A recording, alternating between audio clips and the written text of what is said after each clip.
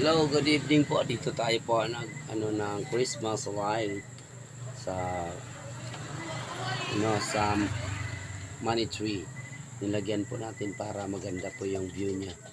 May ilaw para swerte. Hello, good evening mga followers ko diyan. Hello sa inyong lahat diyan. Musta? So guys, dito tayo guys. May Christmas light ilagay ko para mas maganda po tingnan yung money tree, di ba guys?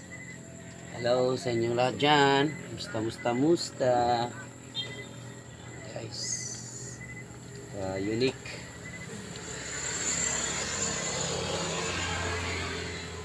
guys, tingnan nyo guys, what's this video.